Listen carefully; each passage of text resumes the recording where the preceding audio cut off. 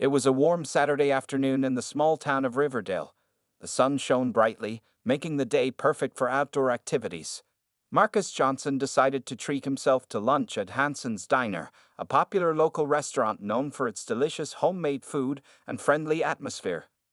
Marcus was 38 years old, with a strong build and kind eyes that reflected his thoughtful nature. He wore simple weekend clothes, a blue polo shirt and khaki pants, looking like any other man enjoying his day off.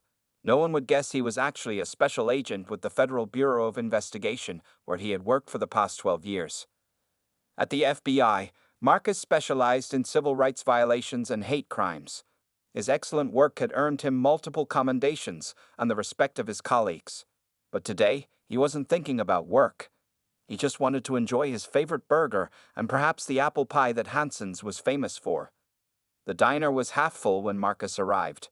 The waitress, Sally, greeted him with a warm smile and led him to a corner booth. "The usual, Agent Johnson?" she asked. Sally was one of the few locals who knew what Marcus did for a living. "Just Marcus today, Sally," he replied with a smile, "and yes, the usual would be perfect." As Marcus settled into his booth, he pulled out a novel he had been trying to finish for weeks. His job kept him busy, often working long hours and traveling across the state to investigate cases. These quiet moments were rare and precious to him. The bell above the diner's door jingled, announcing new customers. Marcus didn't look up, absorbed in his book and the excellent coffee Sally had brought him. The diner continued its pleasant buzz of conversation, clinking dishes, and soft background music. When his burger arrived, Marcus put his book aside and thanked Sally. The first bite was as delicious as he remembered. He was halfway through his meal when he noticed the atmosphere in the diner had changed. The friendly chatter had quieted, and an uncomfortable tension filled the air. Marcus glanced up and saw a couple had taken seats at a table near the counter. The man was tall with thinning blonde hair, wearing an expensive-looking golf shirt. The woman beside him had perfectly styled hair and more jewelry than seemed necessary for a casual lunch at a diner. They spoke loudly, making sure everyone could hear their opinions about everything from the menu to the town's recent decisions. Their names were Thomas and Karen Whitfield. They owned a successful real estate business in town and weren't shy about reminding everyone of their importance. They were the kind of people who believed their money gave them the right to treat others however they wanted. Marcus returned to his meal, trying to ignore their loud voices. He had dealt with people like the Whitfields before and preferred to enjoy his day off in peace. But fate had other plans for this ordinary. Thomas Whitfield leaned close to his wife, speaking just loud enough for nearby tables to hear. "They really let anyone in here these days, don't they?" He nodded in Marcus's direction. Karen's lips thinned into a smile that didn't reach her eyes. "This place used to have standards," she replied, tapping her manicured nails on the table. Marcus heard their comments clearly but chose to focus on his meal. Years of training had taught him to observe without showing reaction. He took another bite of his burger, mentally noting the couple's behavior while appearing undisturbed. Sally returned with Thomas's sweetened tea, placing it carefully on the table. "Is there anything else I can get for you both?" she asked politely. "You can explain why that man is sitting in our usual spot," Karen said, pointing openly at Marcus. "We always sit in that corner when we come here on Saturdays." Sally's smile faltered. "I'm sorry, Mrs. Whitfield, but we don't reserve tables unless arrangements are made in advance. I'd be happy to seat you there next time if you call ahead." Thomas's face reddened. "Do you know who we are? We've been coming here for years. That's our table."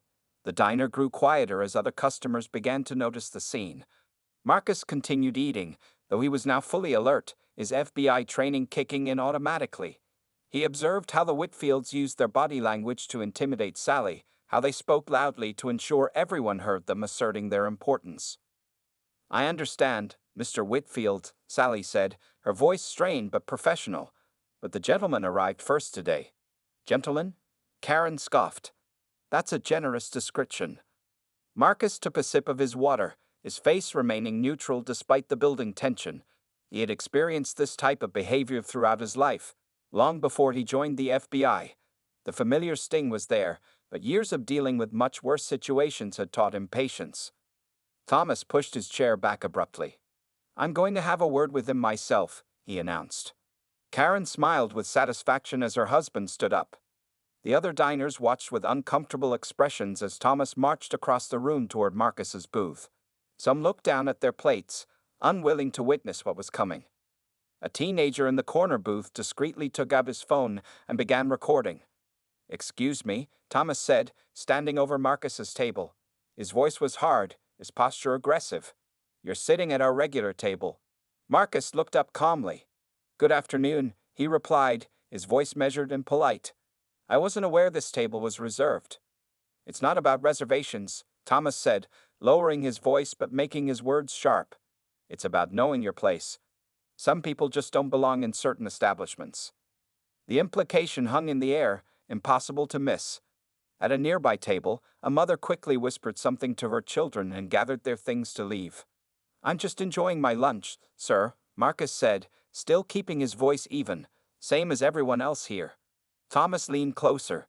"Listen, I don't want any trouble, but my wife and I would appreciate if you'd find somewhere more appropriate for your kind." Marcus set down his burger and wiped his hands on his napkin. He looked directly at Thomas for the first time, his gaze steady and unintimidated. Something in Marcus's eyes, a quiet confidence that couldn't be shaken, made Thomas step back slightly. "My kind?" Marcus repeated calmly. "And what kind would that be exactly?" Thomas hesitated, suddenly aware that several people were watching, and at least one was recording. "You know what I mean," he muttered. Karen called from their table. "Is he leaving or not, Thomas?" The situation was balancing on a knife's edge. No one in the diner, least of all the Whitfields, could have guessed that they were challenging a highly trained federal agent who specialized in exactly this type of discrimination. Marcus placed his hands flat on the table, his FBI training telling him to de-escalate while gathering information. Whatever happened next would become part of something much bigger than a simple lunch at Hanson's diner. "I know exactly what you mean," Marcus said, his voice remaining calm despite the tension. "But I'd like to hear you say it clearly." Thomas shifted uncomfortably, glancing around at the watching eyes. Some customers pretended not to notice, while others stared openly. The teenager in the corner was still recording everything on his phone. "Look," Thomas lowered his voice to a harsh whisper, "this is a family place, a nice place. My wife and I have certain expectations about the atmosphere when we eat here." Marcus nodded slowly, as if considering this point. "I see. And my presence somehow changes that atmosphere." Karen, impatient with her husband's lack of progress, stood up and marched over to join them. Her heels clicked loudly on the diner's tile floor, drawing even more attention. "Thomas, why are you wasting time talking to him?" she demanded. She turned to Marcus, not bothering to hide her disgust. "We've been coming to Hanson's for 15 years. We know the owner personally. You need to find somewhere else to eat." The manager, Dave Hanson, heard the commotion and emerged from the kitchen. He was a middle-aged man with worry lines etched into his forehead. Hanson's diner had been his family business for 3 generations, and conflict among customers was his worst nightmare. "Is everything okay over here?" Dave asked, wiping his hands on his apron. "No, everything is not okay," Karen said before anyone else could speak. "This person has taken our regular table, and he's refusing to move." Dave looked uncomfortable. The Whitfields were indeed regular customers who spent a lot of money at his diner, but he had never approved of their attitudes. "Mrs. Whitfield, as Sally explained, we don't reserve tables without prior arrangement," Dave said carefully. "That's not the real issue here, and you know it," Thomas said, his voice rising. "Look at him. Is this really the kind of clientele you want at Hanson's?" A shocked murmur went through the diner. Several customers stood up, ready to intervene or leave. Sally watched from behind the counter, her hand hovering near the phone. "Sir, I'm going to have to ask you to lower your voice," Dave said firmly. Marcus remained seated, observing everything with the careful attention of a trained agent. He noted which customers seemed sympathetic, which seemed frightened, and which might be potential witnesses if things escalated further. "I don't need to lower my voice in a place where I spend thousands of dollars a year," Thomas shouted, his face growing redder. "What I need is for you to do your job and remove undesirable elements from your establishment." "That's enough." A woman stood up from a nearby table. She was in her 60s, with silver hair and a stern expression. "I've lived in this town all my life, and I've never heard such disgraceful talk. You should be ashamed of yourselves. Thomas turned on her. Mind your own business, lady. This is my business, she replied firmly. This is our town's business. We don't treat people this way in Riverdale. More people began to voice their agreement. The atmosphere in the diner had shifted from uncomfortable tension to open confrontation. Karen, sensing they were losing control of the situation, changed tactics. She put on a frightened expression and turned to Dave. He's threatening us, she said, pointing at Marcus, who hadn't moved or changed his calm expression. I don't feel safe with him here. Call the police. I haven't said a word that could be considered threatening, Marcus replied evenly. He's intimidating us just by the way he's looking at us, Karen insisted. And who knows what he might be carrying? Have you checked him for weapons? The absurdity of her escalation might have been almost comical if it weren't so harmful. Several customers gasped at her blatant fearmongering. Marcus finally stood up, his movement slow and deliberate. At his full height, he was an imposing figure, though his face remained composed. The Whitfields instinctively stepped back.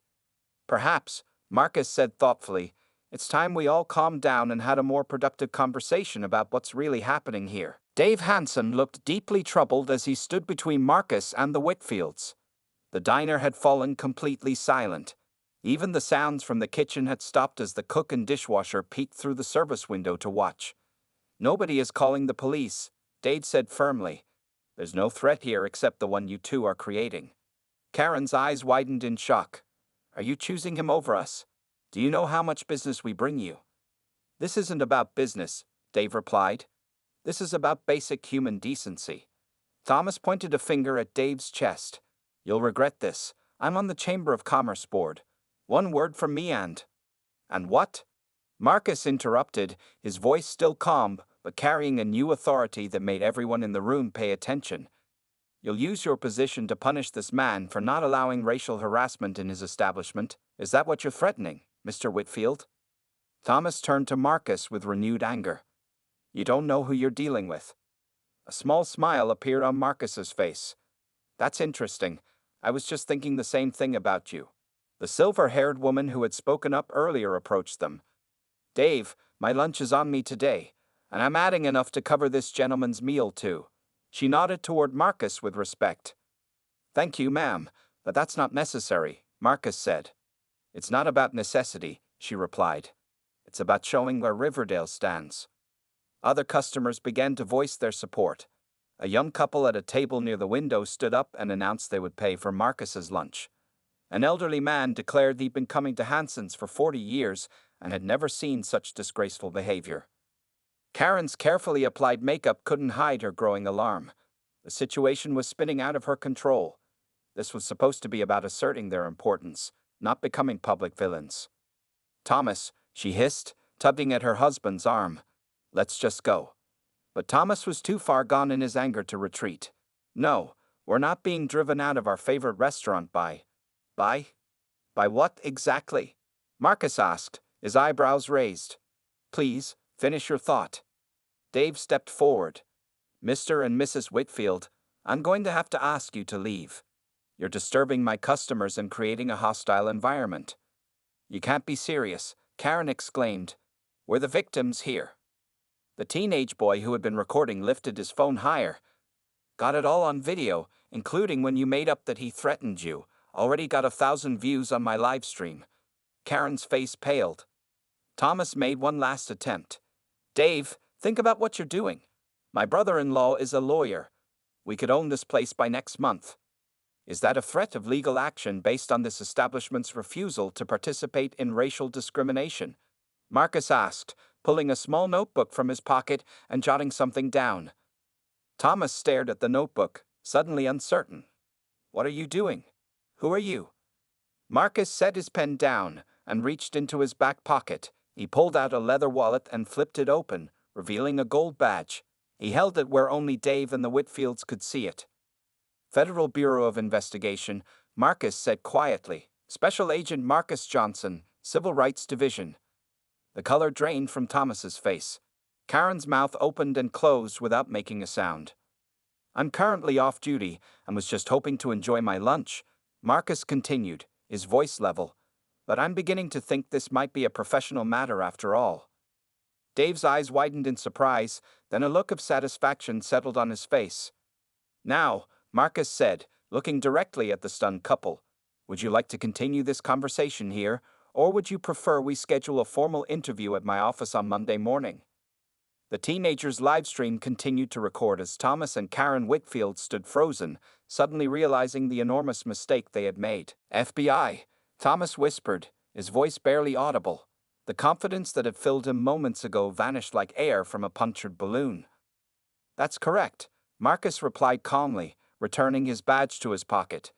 Special Agent Marcus Johnson. I've been with the Bureau for 12 years, specializing in civil rights violations. Karen's perfectly manicured hand flew to her throat. There must be some mistake, she stammered. We didn't know. We weren't. Weren't what, Mrs. Whitfield? Marcus asked. Weren't expecting to be held accountable. Weren't expecting that the person you chose to harass might be in a position to understand exactly how the law applies to your behavior. The teenager with the phone moved closer, trying to capture every word. Dave gently put his hand up. Son, give them a little space. The boy nodded and stepped back, but kept recording. Your actions today could potentially be classified as harassment based on racial discrimination, Marcus explained, his tone shifting to something more professional. Given that it happened in a place of public accommodation, there are specific federal statutes that might apply. Thomas found his voice again, though it shook slightly. We were just asking for our regular table. This is being blown completely out of proportion. The silver-haired woman who had defended Marcus earlier let out a sharp laugh. We all heard what you said. Now suddenly it was just about a table. Mrs. Crawford is right, Dave added. You made your intentions very clear, Mr. Whitfield. Marcus looked around the diner, noting the faces of everyone watching. What had begun as a simple lunch had transformed into something much more significant. He could see fear in some eyes, anger in others, and in many, a sense of witnessing something important. Here's what's going to happen now, Marcus said, addressing the Whitfields but speaking loudly enough for everyone to hear. I'm going to finish my lunch, which was excellent until the interruption. He nodded appreciatively to Dave. You two are going to leave this establishment as Mr. Hanson has requested. And if we don't? Thomas asked, trying to regain some control of the situation. Then you would be trespassing, and Mr. Hanson would be within his rights to call local law enforcement. Marcus explained patiently. I'd then need to explain to responding officers exactly what transpired here, which would create an official police record of the incident. Karen tugged desperately at her husband's arm. Thomas, please, let's just go. Additionally, Marcus continued, I'll be in my office on Monday morning. Given what happened here and the public nature of it, I'll need to file a report. Whether that report leads to any formal investigation will depend on several factors. Factors, Thomas repeated numbly. Yes, including but not limited to whether this represents a pattern of behavior, whether you've used your positions in the community to engage in discriminatory practices, and whether any complaints have previously been filed against you or your real estate business. At the mention of their business, both Whitfields stiffened. Our business has nothing to do with this, Karen said quickly. Fair housing laws are also within my division's jurisdiction, Mrs. Whitfield, Marcus noted. When patterns of personal bias emerge, we sometimes find they extend to professional conduct as well. The diner remained silent as everyone absorbed the implications of what was happening. What had begun as an ordinary Saturday lunch had transformed into a moment of reckoning. Thomas looked around at the watching faces, finally recognizing the damage he had done not just to the man he had harassed, but to his own reputation and possibly his livelihood. We're leaving, he said flatly. As they turned to go, Marcus called after them, Mr. and Mrs. Whitfield. They paused, looking back with dread. Enjoy the rest of your weekend, Marcus said simply. Monday morning comes quickly. By Sunday morning, the video of Marcus Johnson confronting the Whitfields had gone viral. Logan Parker, the teenager who had recorded everything, had posted it on multiple social media platforms with the caption, Racist couple picks the wrong person to mess with at Hanson's Diner. The video already had over 2 million views. The Whitfields woke up to their phones buzzing nonstop with messages and notifications. Friends, family members, and business associates had all seen the video. Some expressed shock, others disappointment, and many simply cut ties without explanation. "This is a nightmare," Karen whispered, scrolling through her phone. Her social media accounts were flooded with angry comments. The Facebook page for Whitfield Real Estate was being bombarded with negative reviews. Thomas sat at their kitchen table, staring blankly at his laptop. "The Chamber of Commerce just sent me an email. They're calling an emergency meeting to discuss my continued membership." Karen put her head in her hands. "What about our listings? Have you checked our listings?" Thomas clicked through to their real estate website. 3 cancellations already: the Millers, the Johnsons, and the Pattles. "The Pattles," Karen repeated, her voice hollow. "They were our biggest listing this month." Their doorbell rang, making them both jump. Thomas peered through the window and groaned. "It's Channel 7 News. There's a van and a reporter with a microphone." "Don't answer it," Karen hissed, pulling the curtains closed. "Maybe they'll go away." But the local news team was just the beginning. By noon, reporters from 3 stations were camped outside their house. The Whitfields' phones continued to ring with calls from unknown numbers, likely journalists seeking comments. Across town, Marcus Johnson walked into the local FBI field office. Though it was Sunday, several of his colleagues had come in after seeing the viral video. "Never thought I'd see you become a social media star, Johnson," said Agent Rivera, giving him a friendly pat on the back. Marcus shook his head. "Certainly wasn't my plan for the weekend." Director Waller, the head of the field office, waved Marcus into his office. "Quite a situation you found yourself in," he said, closing the door. "Yes, sir. I apologize for any unwanted attention this might bring to the Bureau."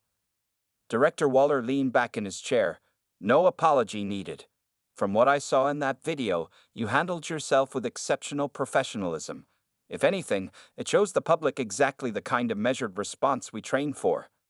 Marcus nodded gratefully. "Thank you, sir." "That said," Waller continued, "we need to follow proper procedure here.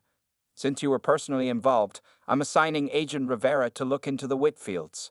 Initial background checks show some interesting patterns in their real estate dealings." "What kind of patterns?" Marcus asked. "Properties in predominantly Black and Hispanic neighborhoods consistently undervalued. Minority applicants steered away from certain areas. Nothing obvious enough to trigger red flags until now, but when you look at the overall picture." Marcus wasn't surprised. In his experience, people who displayed racist behavior publicly often had a history of more subtle discrimination in their professional lives. Back at the Whitfield home, things continued to deteriorate. Thomas's phone buzzed with a text from his business partner. "James is calling an emergency meeting with all the partners tomorrow morning," Thomas told Karen, his voice flat. "What for?" she asked, though she'd already suspected the answer. "He says the firm can't be associated with the kind of behavior shown in the video. They're considering buying out my share." Karen's phone chimed with an email notification. She read it silently, her face growing paler. "The Charity Gala Committee," she whispered. "They'd asked me to step down as chairperson." Outside, more reporters had gathered. Someone had spray-painted the word "racistas" on their perfectly manicured lawn. The Whitfields sat in silence, watching their carefully constructed life crumble around them. Neither spoke the obvious truth. This was only the beginning of their troubles, and Monday morning, when Special Agent Johnson had said he would be in his office, was less than 24 hours away. Monday morning arrived with gray skies and a light rain that matched the Whitfields' mood perfectly. They sat in the waiting area of the FBI field office, both dressed in their most conservative business attire. Karen had spent an hour on her makeup, trying to hide the effects of a sleepless night. Thomas kept adjusting his tie nervously. "Remember what our lawyer said," Karen whispered. "Be respectful, show remorse, but don't volunteer any information about the business." Thomas nodded stiffly. Their attorney, Michael Brandt, sat beside them reviewing documents. He was the third lawyer they had called. The first 2 had declined to represent them after seeing the video. "Mr. and Mrs. Whitfield?" A young agent appeared in the doorway. "Agent Johnson will see you now." They were led to a conference room where Marcus Johnson sat alongside Agent Rivera and a woman they didn't recognize who introduced herself as District Attorney Helen Chen. "Thank you for coming in," Marcus said professionally, as if their previous encounter had never happened. This is Agent Rivera, who will be overseeing the investigation, and District Attorney Chen, who has an interest in this case. Michael Brandt set his briefcase on the table. My clients are here voluntarily and are prepared to cooperate fully. However, I'd like to understand exactly what case the district attorney is referring to. DHN opened a folder. We're exploring potential charges under both federal civil rights statutes and state hate crime laws. The incident at Hansen's Diner, while disturbing on its own, has led us to examine a pattern of behavior. Pattern? Thomas repeated weakly. Agent Rivera slid several documents across the table. We've received 12 complaints about Whitfield real estate in the past 3 years. Complaints that were previously dismissed for lack of evidence, but form a troubling pattern when viewed together. The Whitfields looked at their lawyer in alarm. This meeting was clearly about much more than the diner incident. Additionally, Marcus continued, the video evidence has prompted other individuals to come forward with similar experiences. What individuals? Karen asked, her voice barely above a whisper. 3 former employees of your real estate firm have provided sworn statements about discriminatory practices they were instructed to follow, Gay Chen explained. And 5 families have come forward with accounts of being discouraged from purchasing homes in certain neighborhoods. Michael Brandt frowned. My clients are here to discuss the unfortunate misunderstanding at the diner, not unfounded allegations about their business practices. Misunderstanding? Marcus repeated, raising an eyebrow. I believe the video captured your client's intentions quite clearly, Mr. Brandt. Thomas, seeing his entire life collapsing before him, suddenly broke. It was Karen's idea. He blurted out, she's always been this way about who we serve at the agency. I just went along with it. Thomas. Karen gasped, her face flushing with anger and betrayal. Mrs. Whitfield instructed employees to mark certain client files with special codes. Thomas continued desperately. It was all of her system. I can show you the files, the emails, everything.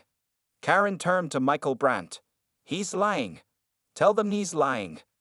The lawyer looked pained. I think we need to take a moment to consult privately. Of course, Marcus said calmly. Take all the time you need. As the Whitfields and their lawyer left the room, Agent Rivera shook her head. That fell apart faster than I expected.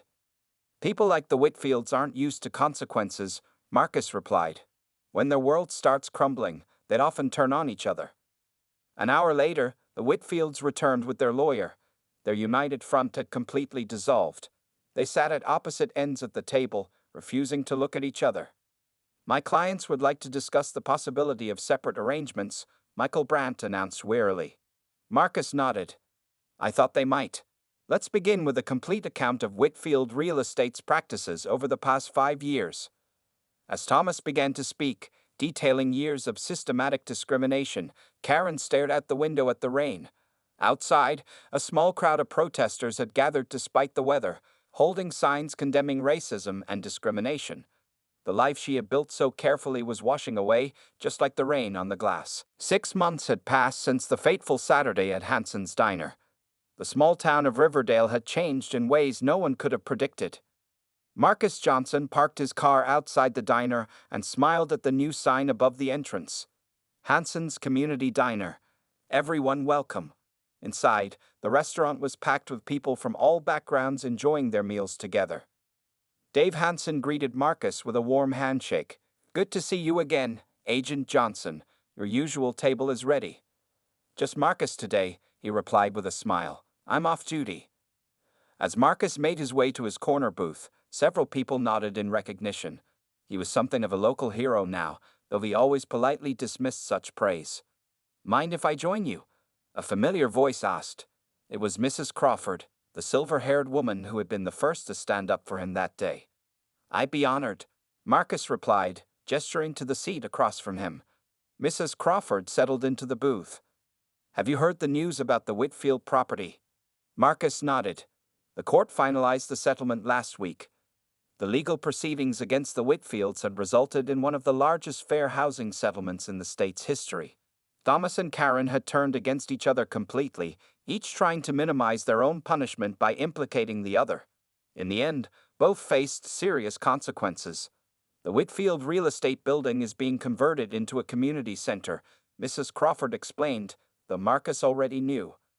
The first floor will house a fair housing resource center, and the second floor will be meeting rooms for community groups. That's a fitting outcome, Marcus said. Sally approached their table with coffee.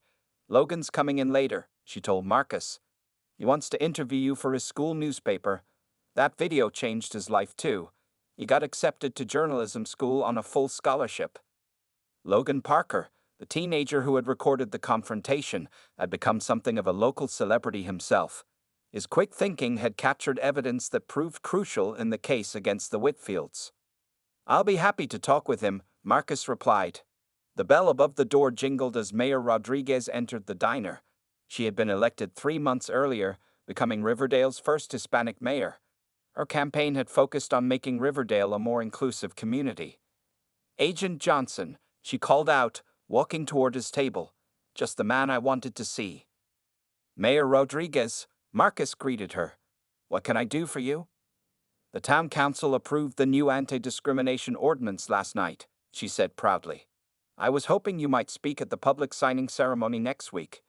I'd be honored, Marcus replied sincerely. As they discussed the details, Dave Hansen turned up the volume on the TV mounted in the corner. A news report showed Karen Whitfield leaving a courthouse in another state.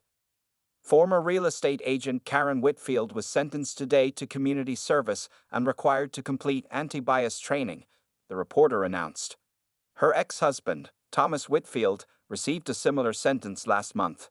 Both are prohibited from working in real estate for the next 5 years.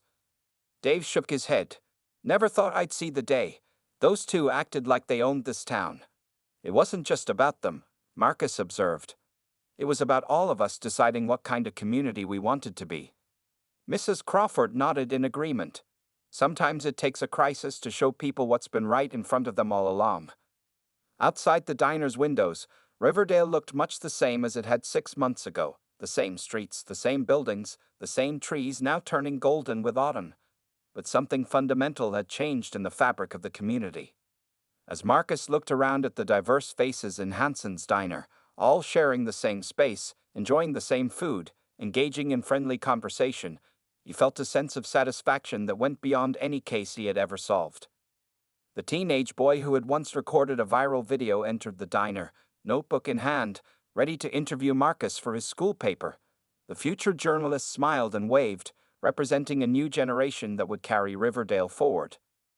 Some lessons, Marcus thought as he waved back, are worth more than all the FBI training in the world.